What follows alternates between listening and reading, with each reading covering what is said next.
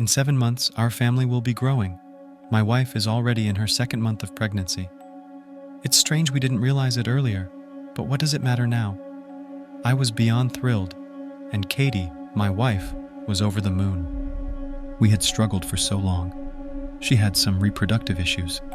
I didn't really understand the details. We tried everything, countless medications, pills, and hormone treatments, but nothing worked. Our journey through various clinics lasted 3 years. During that time, I learned a lot about life's unfairness.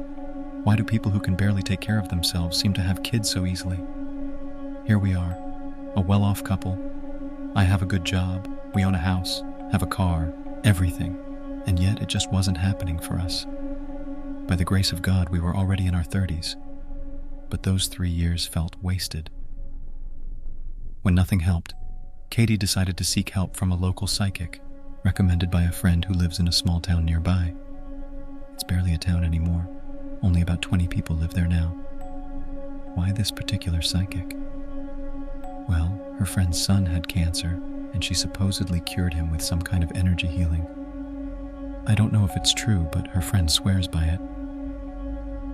Honestly, I had given up, but Katie insisted. One Saturday morning, we got up early and drove to the town. It took about an hour and a half, but the roads were nearly empty. "Do you really think she can help?" I asked Katie as I drove. "I hope so. She helped Sarah and Luke, didn't she? I don't believe in this stuff. How could some random old lady help us have a baby? But hey, if it works, it works."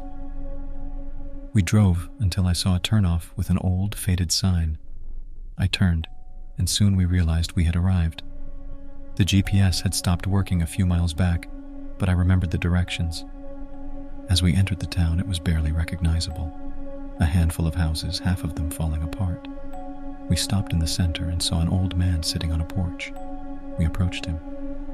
"Excuse me, we're looking for Miss Vera. We heard she lives around here." He looked at us strangely, then said, "Go to the end of the street, then right. There's a small house there. That's where she lives. What do you need her for?" I mumbled a response, took Katie's hand, and we walked towards the psychic's house. Inside was a typical old house, walls covered with various crystals and dream catchers. We found the old woman in the back. "Hello," said Katie. "We've come for help." The old woman approached us. "What troubles you, children? We want to have a baby, but it's not happening." "I see," she said knowingly. Katie added, "Yes, we've been trying for years." "Well, I'll help you," she replied, "and you, young man, don't doubt." This was frustrating. I've never believed in the supernatural. But how did she know? Whatever. Then the psychic sent me out saying it was women's business. I went out and sat on the porch. About 10 minutes later, Katie came out smiling, followed by the old woman who made a strange gesture over her. It looked like some kind of blessing, but it seemed off. Seeing Katie's happy smile, though, I pushed away my doubts. We thanked the psychic and left. "What did she tell you?" I asked. "She said to try something right after sunset tomorrow." "I'm game," I laughed, and started the car. A day passed, then another, and we did as instructed. We waited a month, then another, and Katie started showing the first signs of pregnancy. Soon a test confirmed it, and so did the hospital. I was overjoyed, never imagining the nightmare that awaited us. The pregnancy seemed normal at first. We saw a good doctor regularly. But after 2 months, something went wrong. Katie felt ill. She had a fever, dizziness, constant nausea. At first I thought this was normal, the internet said so. But then her belly started growing alarmingly fast. We rushed to the doctor, but everyone was baffled. The fetus was developing rapidly, which was very strange. The doctors tried to reassure us, but I was anxious, and Katie was even worse. After buying the prescribed medications, we sat in the car. "Why is this happening?" Katie asked, crying. "I don't know," I replied, "but try to stay calm. Everything will be okay." "How can it be okay? I feel something's wrong inside me, and it's not normal to look 8 months pregnant in the 2nd month," she sobbed. I felt helpless. "Let's go home. How do you feel?" "Terribly weak, like I'm drained." We'll be home soon, then you can rest." As we drove, I couldn't stop thinking about the old woman and her strange gesture. Katie looked worse with each passing minute. We got home 20 minutes later and she was pale as a ghost. I helped her out of the car, shocked by how ice cold her hand was.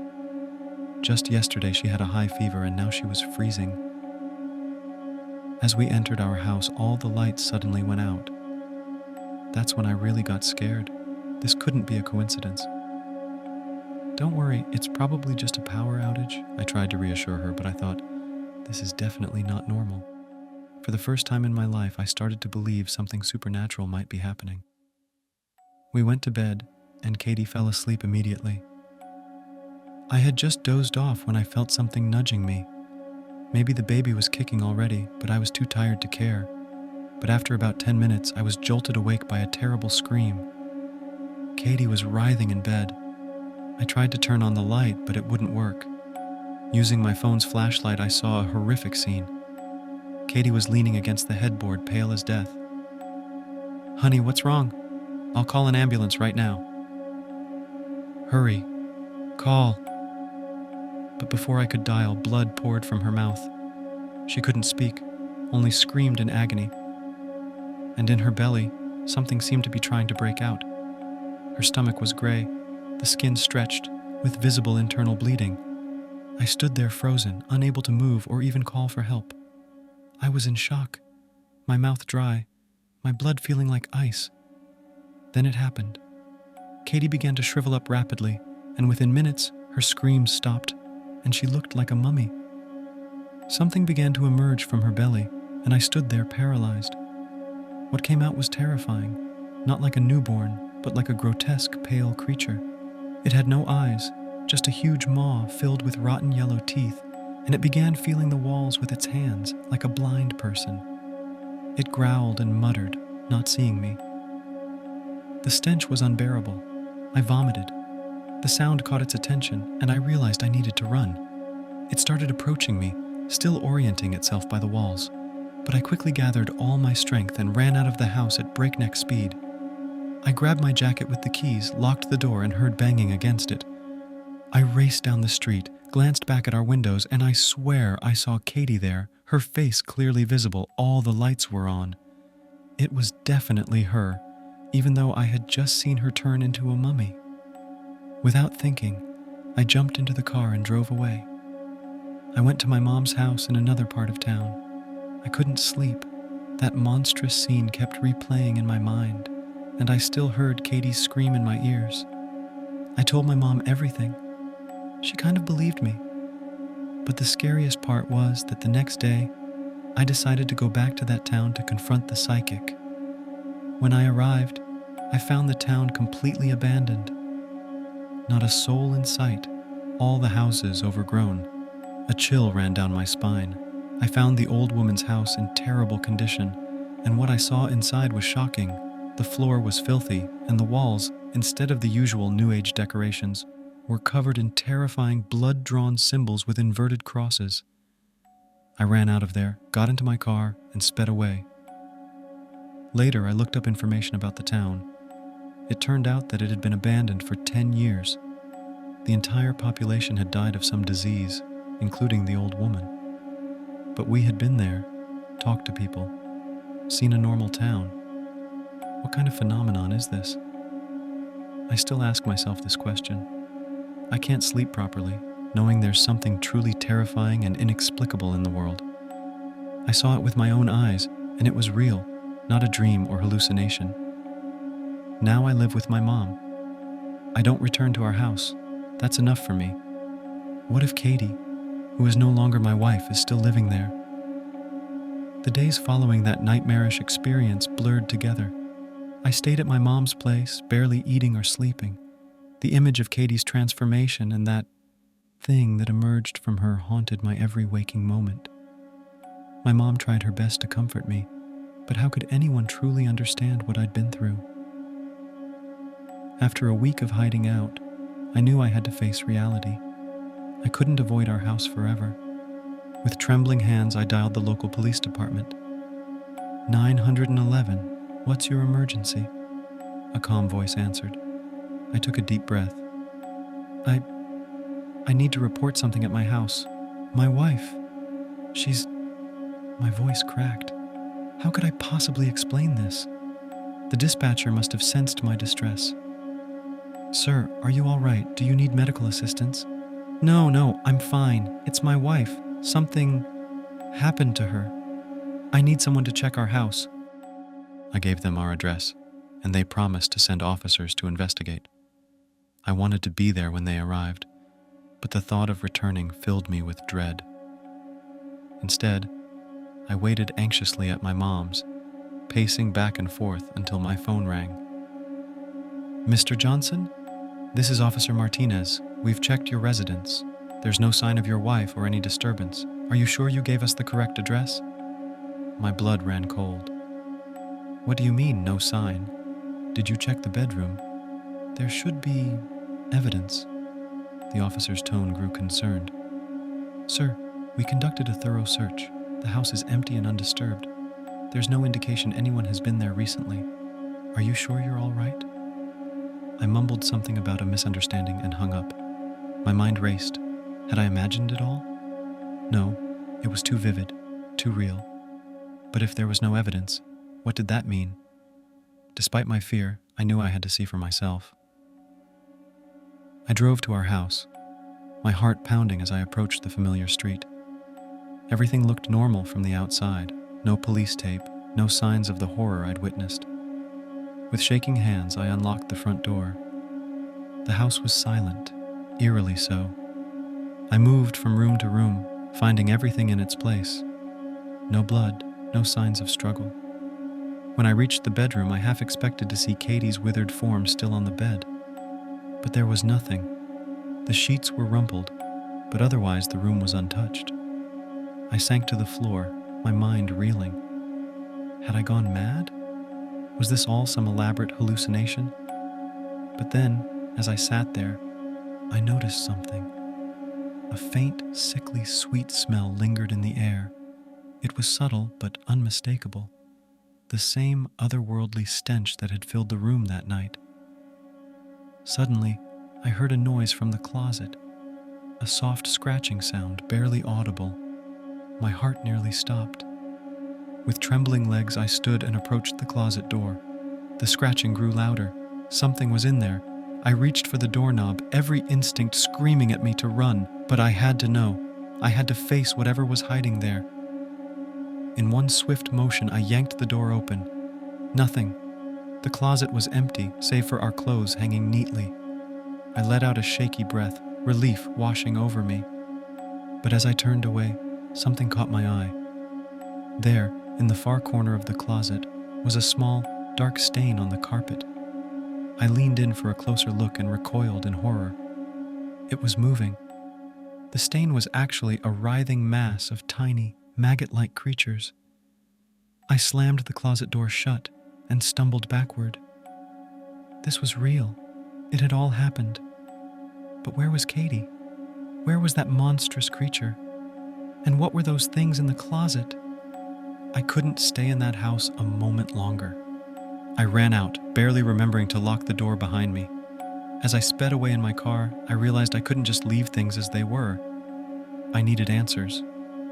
The next day, I steeled myself and returned to the abandoned town where we'd met the psychic. In the harsh light of day, it looked even more desolate than before. The houses were clearly long abandoned, with nature reclaiming the streets. I made my way to the psychic's house, half expecting it to have vanished. But there it stood, a decrepit reminder of that fateful day. This time, I forced myself to enter, fighting against every instinct that told me to flee. The interior was just as I remembered from my last visit, filthy and covered in disturbing symbols. But now, with a clearer head, I noticed details I'd missed before. Among the arcane drawings were words scrawled in what looked like dried blood. "The gate is open. They are coming." A chill ran down my spine. What gate? Who was coming? As I pondered these questions, I heard a floorboard creak behind me. I spun around, coming face to face with an old man. the same one we'd spoken to on our first visit. "You shouldn't have come back, boy," he said, his voice raspy and weak. "What's going on here?" I demanded. "What happened to my wife?" The old man sighed heavily. "Your wife made a deal. We all did years ago, but deals with them, they always take more than you expect." "Them? Who are you talking about?" He shook his head. "Names have power, we don't speak theirs, but they're ancient, hungry. They need vessels to enter our world. Your wife, she was chosen." My mind reeled. Chosen? For what? To birth one of them into our world, but it's not finished. The child, if you can call it that, it needs to feed, to grow, and it will come for you next. I felt sick. How do I stop it? How do I save Katie? The old man's eyes filled with pity. You can't save her. She's gone. But you might be able to send it back. Close the gate. He shuffled over to a dusty bookshelf and pulled out an ancient, leather-bound tome. "This contains the ritual, but be warned, it comes at a great cost. Are you willing to pay it?" I took the book with trembling hands. "I'll do whatever it takes." As I left the house, the old man called out, "Remember, boy, they're cunning. They'll try to trick you. Don't trust what you see or hear." I drove home in a daze, the book sitting ominously on the passenger seat. That night, I pored over its pages, trying to decipher the archaic language and complex diagrams. The ritual seemed straightforward enough, but the warnings throughout the text were chilling. "The gate swings both ways," one passage read. "Be sure of your path, for there is no return."